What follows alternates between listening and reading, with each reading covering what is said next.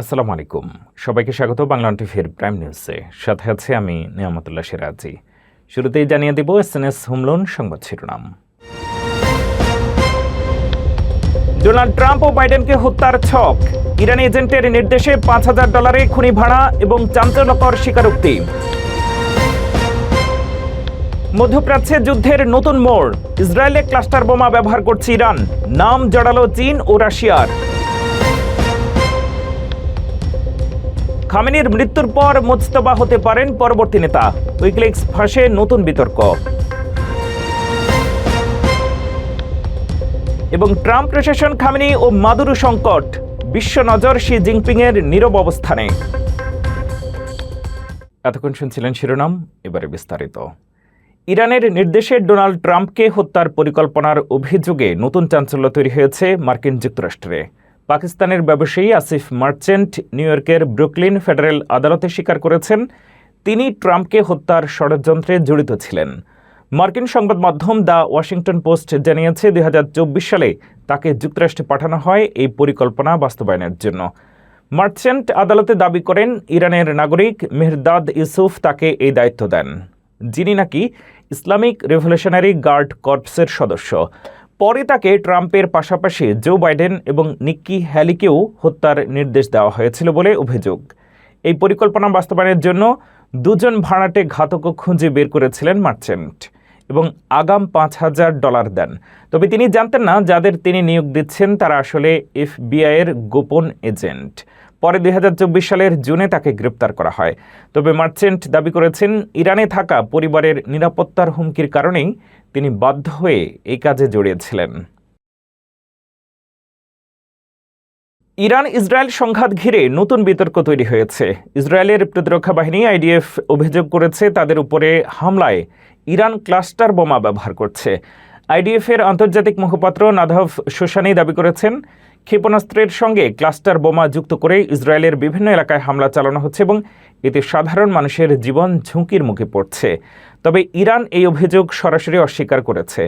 IDF আরও দাবি করেছে ইরানকে এই ধরনের অস্ত্র সরবরাহে সহায়তা করছে চীন এবং রাশিয়া, যদিও এই বিষয়ে দুই দেশের পক্ষ থেকে এখনও কোনো মন্তব্য পাওয়া যায়নি। ক্লাস্টার বোমা নিয়ে আন্তর্জাতিক মহলে দীর্ঘদিন ধরেই বিতর্ক রয়েছে। এই বোমার ভেতরে একগুচ্ছ ছোট শক্তিশালী বোমা থাকে, যা আকাশে বিস্ফোরিত হয়ে বিস্তীর্ণ এলাকায় ছড়িয়ে পড়ে, ফলে একসঙ্গে বহু স্থানে ক্ষয়ক্ষতি হতে পারে। অনেক সময় এসব ছোট বোমা সঙ্গে সঙ্গে বিস্ফোরিত না হয়ে দীর্ঘদিন মাটিতে সক্রিয় অবস্থায় পড়ে থাকে, যা পরে সাধারণ মানুষের জন্য বড় ঝুঁকি তৈরি করে। এ কারণে বিশ্বের অনেক দেশ ক্লাস্টার বোমা ব্যবহারের বিরুদ্ধে কঠোর অবস্থান নিয়েছে। ইরানের সর্বোচ্চ নেতা আলী খামেনির মৃত্যুর পর তেহরানের ক্ষমতা এখন কার হাতে যাবে তা নিয়ে বিশ্বজুড়ে চলছে জল্পনা। এই দৌড়ে সবচেয়ে এগিয়ে আছেন খামেনির মেজ ছেলে 56 বছর বয়সী মুজতবা খামেনি। তবে তার এই উত্থানের মাঝেই সামনে এসেছে উইকিলিক্সের ফাঁস করা কিছু গোপন কূটনৈতিক নথি, যা মুজতবার ব্যক্তিগত জীবন এবং লন্ডনে তার দীর্ঘ চিকিৎসা নিয়ে নতুন বিতর্কের জন্ম দিয়েছে। মুজতবা খামেনিকে দীর্ঘকাল ধরেই তার পিতার উত্তরসূরি এবং পর্দার আড়ালের আসল শক্তি হিসেবে বিবেচনা করা হয়। তবে অতি সম্প্রতি জনসমক্ষে আসা মার্কিন কূটনৈতিক তার বার্তা অনুযায়ী 2000-এর দশকের শেষের দিকে মুজতবাকে লন্ডনের ওয়েলিংটন এবং ক্রুমওয়েল হাসপাতালে একাধিকবার ভর্তি হতে হয়েছিল। নথিতে দাবি করা হয়েছে তীব্র বন্ধ্যাত্ব বা সন্তান ধারণে সমস্যার কারণে তাকে এই চিকিৎসা নিতে হয়। এমনকি তার স্ত্রীর গর্ভধারণ নিশ্চিত করতে তাকে একবার টানা 2 মাস লন্ডনে অবস্থান করতে হয়েছিল। মুজতবা খামেনি 1987 সালে আইআরজিসিতে যোগদানের মাধ্যমে তার কর্মজীবন শুরু করেন। 2005 এবং 2009 সালের নির্বাচনে কারচুপির মাধ্যমে কট্টরপন্থীদের ক্ষমতায় বসানোর মূল কারিগর হিসেবে তাকে অভিযুক্ত করা হয়। বর্তমানে ইরানের অ্যাসেম্বলি অফ এক্সপার্টস তাকেই পরবর্তী সর্বোচ্চ নেতা হিসেবে মনোনীত করার জন্য কট্টরপন্থীদের চাপের মুখে রয়েছে। গত শনিবার তেহরানে ইসরায়েলি হামলায় তার ৮৬ বছর বয়সী পিতা আলী খামেনি নিহত হওয়ার পর মুস্তাবার কাঁধে এখন গুরুদায়িত্ব। তবে ইসরায়েলি প্রতিরক্ষা মন্ত্রী ইসরায়েল কাটজ স্পষ্ট হুঁশিয়ারি দিয়েছেন, পরবর্তী নেতা যেই হোক না কেন তিনি হবেন ইসরায়েলের সরাসরি লক্ষ্যবস্তু বা টার্গেট ফর এলিমিনেশন। অন্যদিকে মার্কিন প্রেসিডেন্ট ডোনাল্ড ট্রাম্পও ইঙ্গিত দিয়েছেন যে ইরানের পুরনো নেতৃত্বের সিংহভাগই এখন যুদ্ধের কারণে নিশ্চিহ্ন। ইরানের ১৯৭৯ সালের বিপ্লব হয়েছিল রাজতন্ত্র বা বংশানুক্রমিক শাসন উচ্ছেদের জন্য। এখন খামেনির ছেলেকে সেই পদে বসানো হলে তা বিপ্লবের মূল আদর্শের সাথে সাংঘর্ষিক হবে কিনা তা নিয়ে সাধারণ ইরানিদের মধ্যে ক্ষোভ রয়েছে। আগামী সপ্তাহের মধ্যেই চূড়ান্ত সিদ্ধান্ত আসার কথা রয়েছে, যা নির্ধারণ করবে পারস্য উপসাগরের এই যুদ্ধের গতিপথ। মধ্যপ্রাচ্য ও লাতিন আমেরিকায় সাম্প্রতিক ঘটনাগুলো বিশ্ব রাজনীতিতে নতুন উত্তেজনা সৃষ্টি করেছে। ডোনাল্ড ট্রাম্প প্রশাসনের কঠোর পদক্ষেপে নিকোলাস মাদুরো ও আলী খামেনিকে ঘিরে পরিস্থিতি আরও জটিল হয়ে উঠেছে। এই প্রেক্ষাপটে অনেকের নজর এখন শি জিনপিংয়ের দিকে। মিত্রদের সংকটে বেইজিং কেন তুলনামূলক নীরব এবং এর পেছনে কী কৌশল কাজ করছে, সেটি এখন আলোচনার কেন্দ্রবিন্দু। মাত্র কয়েক মাসের ব্যবধানে বিশ্ব রাজনীতিতে বড় ধরনের উলটপালট। মার্কিন প্রেসিডেন্ট ডোনাল্ড ট্রাম্পের নির্দেশে ভেনিজুয়েলার নিকোলাস মাদুরো এখন নিউ ইয়র্কের কারাগারে বন্দী। অন্যদিকে তেহরানের প্রাণকেন্দ্রে মার্কিন ইসরায়েল যৌথ বিমান হামলায় নিহত হয়েছেন ইরানের সর্বোচ্চ নেতা আলী খামেনি। বেইজিংয়ের দুই ঘনিষ্ঠ মিত্রকে এভাবে সরিয়ে দিয়ে ট্রাম্প প্রশাসন বিশ্বকে এক কঠিন বার্তা দিয়েছে। মিত্রদের এই পতনে চীন ক্ষুব্ধ প্রতিক্রিয়া দেখালেও তাদের ভূমিকা মূলত নিন্দার মধ্যেই সীমাবদ্ধ। কেন এই নীরবতা? বিশ্লেষকরা বলছেন, চীনা প্রেসিডেন্ট শি জিনপিং এখন এক কঠোর বাস্তববাদী পথে হাঁটছেন। ইরানের সাথে সম্পর্কের চেয়ে এই মুহূর্তে ওয়াশিংটনের সাথে বাণিজ্য স্থিতিশীল রাখা এবং আসন্ন বেইজিং সম্মেলনকে সফল করাই তার প্রধান লক্ষ্য। যদিও চীন ইরানের তেলের প্রধান ক্রেতা এবং দেশটির অর্থনীতিতে বেইজিংয়ের বড় প্রভাব রয়েছে, তবুও কৌশলগত দিক থেকে ইরান চীনের কাছে অপরিহার্য নয়। বেইজিং সৌদি আরব সহ অন্যান্য উপসাগরীয় দেশগুলোর সাথে সম্পর্ক ভারসাম্যপূর্ণ রাখতে চায়। এছাড়া মধ্যপ্রাচ্যে আমেরিকার এই সামরিক জড়িয়ে পড়াকে চীন ইতিবাচক হিসেবেও দেখতে পারে, কারণ এতে দক্ষিণ চীন সাগরে আমেরিকার মনোযোগ ও সামরিক শক্তির চাপ কিছুটা কমবে। তবে বেইজিংয়ের এই নিষ্ক্রিয়তা তাদের নির্ভরযোগ্যতা নিয়ে প্রশ্ন তুলছে। রাশিয়া, ইরান এবং উত্তর কোরিয়ার সাথে সীমাহীন বন্ধুত্বের ঘোষণা দিলেও বিপদের সময় বেইজিং কেবল বাগাড়ম্বরই করে যাচ্ছে। বিশেষজ্ঞরা বলছেন, চীন কখনোই কোনো দেশের নিরাপত্তা গ্যারান্টার হতে চায় না। তারা বরং আমেরিকার এই আগ্রাসী ইমেজকে ব্যবহার করে গ্লোবাল সাউথের দেশগুলোর কাছে নিজেদের হস্তক্ষেপহীন শান্তিপ্রিয় শক্তি হিসেবে তুলে ধরছে। জ্বালানি নিরাপত্তার জন্য চীন প্রায় ১১৫ দিনের তেল মজুত করে রেখেছে, যা তাদের তাৎক্ষণিক ধাক্কা থেকে বাঁচাবে। কিন্তু দীর্ঘমেয়াদে ট্রাম্পের এই ঝোড়ো নীতির সামনে বেইজিংয়ের এই ধৈর্য ধরার কৌশল কতটুকু কার্যকর হবে, তাই এখন দেখার বিষয়। যুক্তরাষ্ট্রের ক্যাপিটল হিলে এক রুদ্ধশ্বাস পরিস্থিতির সৃষ্টি হয়েছে। সশস্ত্র পরিষেবা কমিটির শুনানি চলাকালীন এক উন্মত্ত প্রতিবাদকারীকে দমনে সরাসরি অ্যাকশনে নামলেন মন্টানার রিপাবলিকান সিনেটর এবং সাবেক নেভি সিল টিম শিহি। উত্তর ক্যারোলিনার গ্রিন পার্টি সিনেট প্রার্থী ব্রায়ান ম্যাকগিনিসকে পুলিশের হাত থেকে বাঁচতে বাধা দেওয়ার সময় এই সংঘর্ষের ঘটনা ঘটে। ঘটনাটি ঘটে গত বুধবার। ভিডিওতে দেখা যায় মেরিন কোরের ইউনিফর্ম পরা ৪৪ বছর বয়সী ম্যাকগিনিস শুনানিতে বাধা দিচ্ছিলেন। ইউএস ক্যাপিটাল পুলিশ তাকে সরিয়ে নিতে চাইলে তিনি দরজার ফ্রেম শক্ত করে ধরে বাধা দেন এবং কর্মকর্তাদের সাথে ধস্তাধস্তিতে লিপ্ত হন। পরিস্থিতি নিয়ন্ত্রণের বাইরে চলে যাচ্ছে দেখে সিনেটর টিম শিহি নিজেই ঝাঁপিয়ে পড়েন। তিনি পুলিশ কর্মকর্তাদের সহায়তা করতে প্রতিবাদকারীকে টেনে হিঁচড়ে বের করার চেষ্টা করেন। এ সময় একটি হাড় ভাঙার বিকট শব্দ শোনা যায় এবং পরিবেশ মুহূর্তেই থমথমে হয়ে পড়ে। জানা গেছে, ধস্তাধস্তির এক পর্যায়ে ম্যাকগিনিসের হাত ভেঙে যায়। পরবর্তীতে এক্সে শিহি বলেন, ক্যাপিটাল পুলিশ যখন এক উন্মত্ত প্রতিবাদকারীকে সরানোর চেষ্টা করছিল, সে উল্টো তাদের ওপর চড়াও হয়। আমি পরিস্থিতি শান্ত করতেই এগিয়ে গিয়েছিলাম। এই ব্যক্তি ক্যাপিটালের সংঘাত করতেই এসেছিলেন এবং সেটি তিনি পেয়েছেন। ম্যাকগিনিসের বিরুদ্ধে পুলিশ কর্মকর্তাকে মারধর এবং সরকারি কাজে বাধা দানের অভিযোগে 3টি মামলা করা হয়েছে। সংঘর্ষে 3 জন পুলিশ কর্মকর্তাও আহত হয়েছেন। জানা গেছে, ম্যাকগিনিস বর্তমানে সক্রিয় কোনো সামরিক সদস্য নন, তবে তিনি ইরানে মার্কিন সামরিক অভিযানের বিরুদ্ধে স্লোগান দিচ্ছিলেন। বিশ্ব রাজনীতিতে ট্রাম্পের একের পর এক সাহসী পদক্ষেপের মাঝেই এখন আলোচনায় তার শারীরিক অবস্থা। ঘাড়ের লাল দাগ থেকে শুরু করে হাতের কালশিটে ৭৯ বছর বয়সী প্রেসিডেন্টের স্বাস্থ্য নিয়ে নতুন করে নানা প্রশ্ন উঠেছে। হোয়াইট হাউস একে সামান্য সমস্যা বললেও রহস্যময় নীরবতা জল্পনাকে আরও উস্কে দিচ্ছে। ট্রাম্পের এই ব্যক্তিগত চ্যালেঞ্জ কি তার রাজনৈতিক দৌড়ে কোনো প্রভাব ফেলবে, নাকি এটি কেবল বয়সের স্বাভাবিক অংশ? ৭৯ বছর বয়সী মার্কিন প্রেসিডেন্ট ডোনাল্ড ট্রাম্পের স্বাস্থ্য নিয়ে বিশ্বজুড়ে নতুন করে গুঞ্জন শুরু হয়েছে। সম্প্রতি তার ঘাড়ের ডান পাশে একটি স্পষ্ট লালচে র্যাশ বা দাগ দেখা যাওয়ায় এই আলোচনার সূত্রপাত। মেডেল অফ অনার প্রদানের এক অনুষ্ঠানে ট্রাম্পের শার্টের কলারের ঠিক ওপরে এই লালচে ছোপ দেখা যায়। বিষয়টি নিয়ে কৌতূহল বাড়লে হোয়াইট হাউসের চিকিৎসক ডক্টর শন বারবাবেলা একটি বিবৃতি দেন। তিনি জানান, এটি একটি সাধারণ চর্মরোগের চিকিৎসা এবং এর জন্য প্রেসিডেন্ট একটি বিশেষ ক্রিম ব্যবহার করছেন। তবে হোয়াইট হাউস থেকে এই সমস্যার সুনির্দিষ্ট কারণ বা রোগটির নাম প্রকাশ করা হয়নি। দ্বিতীয় মেয়াদে ক্ষমতায় আসার পর থেকেই ট্রাম্পের বয়স ও স্বাস্থ্য নিয়ে প্রশ্ন উঠছে। এর আগে তার হাতে কালশিটে দাগ এবং পায়ে ফোলা ভাব দেখা গিয়েছিল। তৎকালীন ব্যাখ্যায় বলা হয়েছিল, রক্ত পাতলা করার ওষুধ, অ্যাসপিরিন এবং দীর্ঘ বিমান ভ্রমণের ক্লান্তির কারণে এমনটি হয়েছে। এছাড়া সত্তরোর্ধ্ব ব্যক্তিদের রক্ত সঞ্চালনের একটি সাধারণ সমস্যা, ক্রনিক ভেনাস ইনসাফিসিয়েন্সি, ট্রাম্পের শরীরে ধরা পড়েছে আগেই। মার্কিন ইতিহাসের সবচেয়ে বয়স্ক প্রেসিডেন্ট হিসেবে শপথ নেওয়া ট্রাম্প সবসময় নিজের ফিটনেস নিয়ে গর্ব করেন, কিন্তু একের পর এক এই শারীরিক উপসর্গগুলো কি তার কর্মক্ষমতায় প্রভাব ফেলবে, নাকি এগুলো কেবল বয়সের স্বাভাবিক লক্ষণ? সব মিলিয়ে হোয়াইট হাউস বলছে, প্রেসিডেন্টের বর্তমান অবস্থায় উদ্বেগের কিছু নেই, তবে বয়সের কারণে তার স্বাস্থ্যের বিষয়টি এখনও জন আলোচনার গুরুত্বপূর্ণ একটি অংশ হয়ে রয়েছে।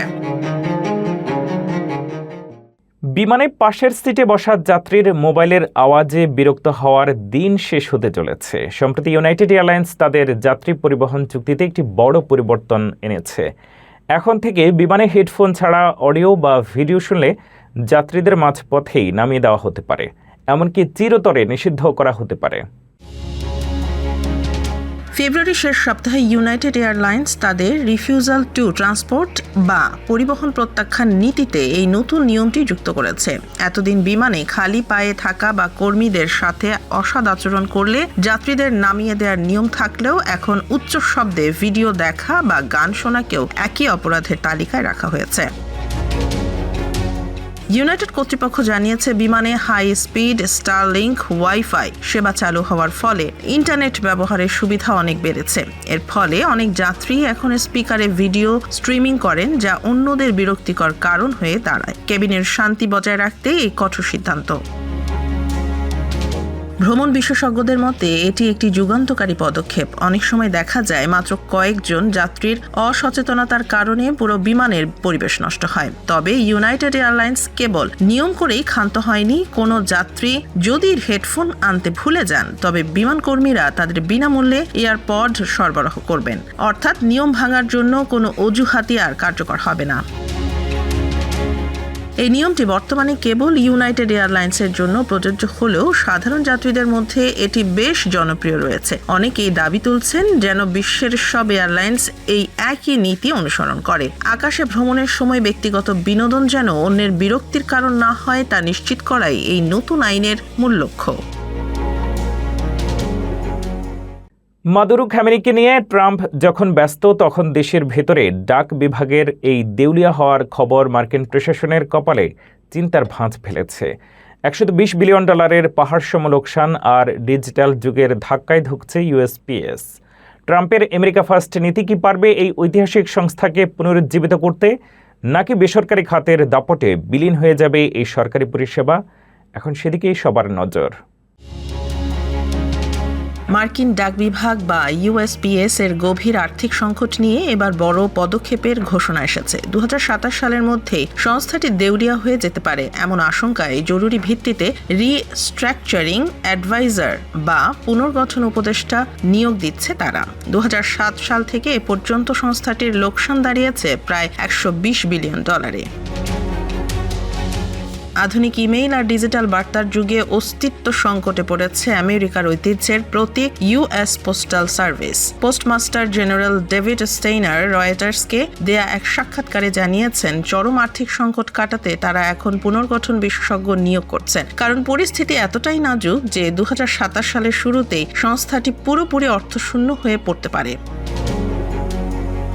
পরিসংখ্যান বলছে 2007 সাল থেকে এ পর্যন্ত ইউএসপিএস প্রায় $120 বিলিয়ন নিট লোকসান করেছে। তাদের সবচেয়ে লাভজনক সেবা ছিল ফার্স্ট ক্লাস মেইল, কিন্তু বর্তমানে এর ব্যবহার 1960 সালের পর সর্বনিম্ন পর্যায়ে নেমে এসেছে। মানুষ এখন আর চিঠিপত্র পাঠাতে ডাকঘরের ওপর নির্ভর করছে না, যার প্রভাব পড়ছে সরাসরি সংস্থাটির আয়ের ওপর। ট্রাম্পের দ্বিতীয় মেয়াদে যখন প্রতিটি সরকারি খাতে খরচ কমানোর তোড়জোড় চলছে, তখন ডাক বিভাগের এই বিশাল দেনা মেটানো হোয়াইট হাউসের জন্য বড় চ্যালেঞ্জ। এই পুনর্গঠন কি পারবে কয়েক দশকের পুরনো এই সংস্থাকে বাঁচাতে, নাকি আমেরিকানদের চিরচেনা এই ডাক পরিষেবা চিরতরে বদলে যাবে? বর্তমানে একজন গড় আমেরিকান ট্যাক্স ফাইল করতে প্রায় $270 খরচ করেন, অথচ আইআরএস-এর তথ্য মতে 70% করদাতা সম্পূর্ণ বিনামূল্যে এই কাজ করতে পারেন, কিন্তু সচেতনতার অভাবে মাত্র 2% মানুষ এই সুযোগটি নিচ্ছেন। আইআরএস-এর ফ্রি ফাইল প্রোগ্রামের মাধ্যমে যাদের বার্ষিক আয় $89 বা তার কম, তারা কোনো ফি ছাড়াই ট্যাক্স জমা দিতে পারেন। 2026 সালে ডিরেক্ট ফাইল প্রোগ্রামটি বন্ধ হয়ে যাওয়ায় এখন ফ্রি ফাইলই সাধারণ মানুষের প্রধান ভরসা।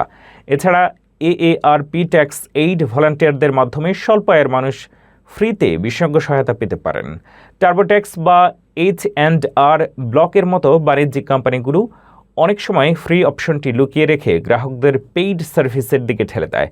তাই প্রতারণা এড়াতে সরাসরি irs.gov ওয়েবসাইট ব্যবহার করাই বুদ্ধিমানের কাজ। বাড়তি খরচ না করে আপনার প্রাপ্য ট্যাক্স ক্রেডিট বুঝে নিন আজই।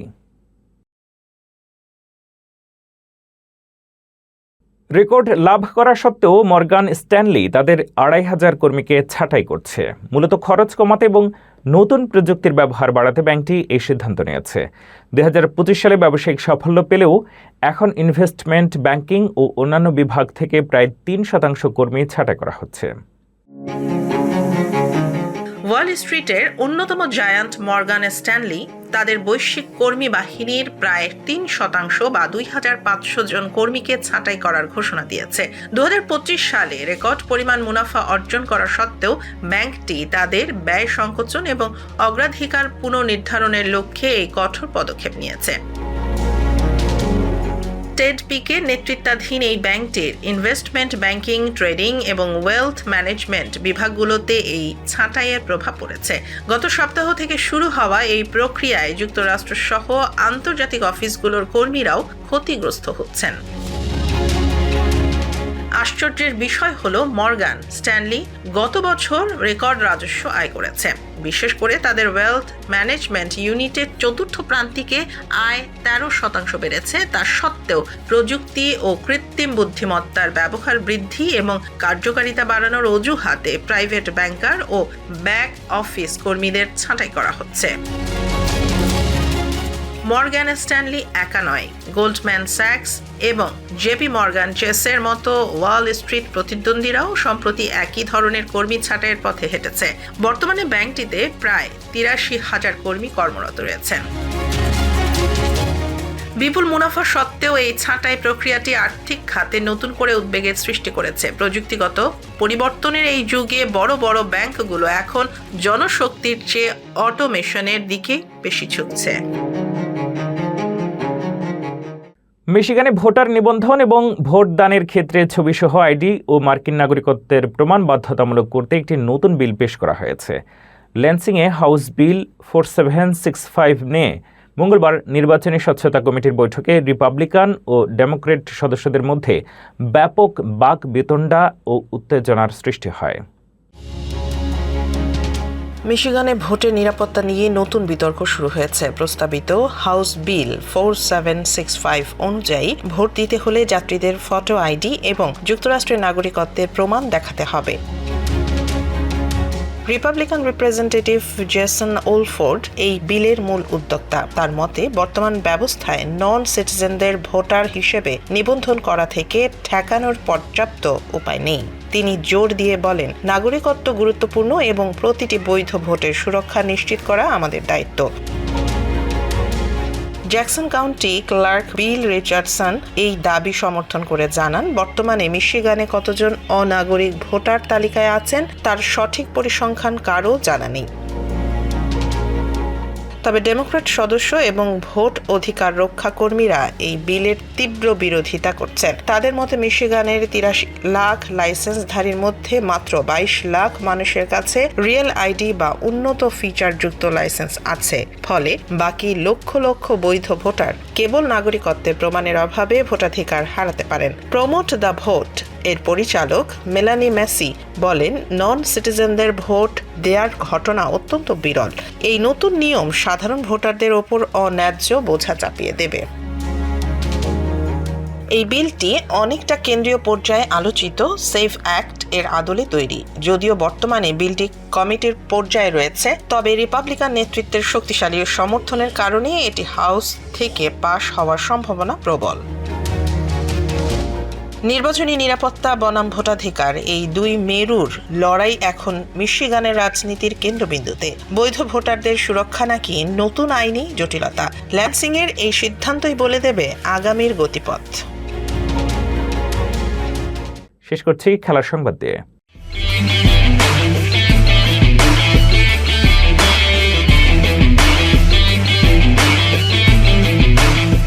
2026 সালের ফিফা ওয়ার্ল্ড কাপকে সামনে রেখে নিউ ইয়র্ক সিটির পানশালাগুলোতে ফুটবল উৎসবের নতুন আমেজ আনতে প্রস্তাব করা হয়েছে হোস্ট অ্যাক্ট নামের একটি বিল। এই বিলটি উত্থাপন করেছেন ম্যানহাটনের অ্যাসেম্বলি সদস্য টনি সাইমন। প্রস্তাব অনুযায়ী শহর ও কাউন্টিগুলোতে বিশেষ এন্টারটেইনমেন্ট জোন তৈরি করা যাবে, যেখানে ভক্তরা খোলা জায়গায় বসে খেলা দেখতে দেখতে পানি উপভোগ করতে পারবেন। এতে ছোট বার ও রেস্তোরাঁর ভেতরের ভিড় কমবে এবং ফুটবল প্রেমীরা আরও স্বাচ্ছন্দ্যে পরিবেশে ম্যাচ উপভোগ করতে পারবেন। তবে শুধু যেসব প্রতিষ্ঠানের ইতিমধ্যে লিকার লাইসেন্স রয়েছে তারাই এই জোনে অংশ নিতে পারবে। বিশেষ করে চেলসি ও হেলস কিচেনের মতো ব্যস্ত এলাকার ছোট ব্যবসাগুলো এতে অর্থনৈতিকভাবে লাভবান হতে পারে। এই নিয়ম স্থায়ী নয়, বিশ্বকাপের সময় 11 জুন থেকে 19 জুলাই পর্যন্ত কার্যকর থাকবে। সময়ের পার্থক্যের কারণে অনেক ম্যাচ ভোরে বা গভীর রাতে হওয়ায় বিলটি পাশ হলে বারগুলো ব্যবসার সময় বাড়ানোর অনুমতি পেতে পারে। তবে বাস্তবায়নের আগে বিলটির অনুমোদন দিতে হবে গভর্নর ক্যাথি হোকুল সহ সংশ্লিষ্ট কর্তৃপক্ষকে। এ ছিল বাংলাদেশ টিভির প্রাইম নিউজে। পরবর্তী প্রাইম নিউজ দেখার আমন্ত্রণ জানিয়ে শেষ করছি এখানেই। এতক্ষণ সাথে থাকার জন্য ধন্যবাদ।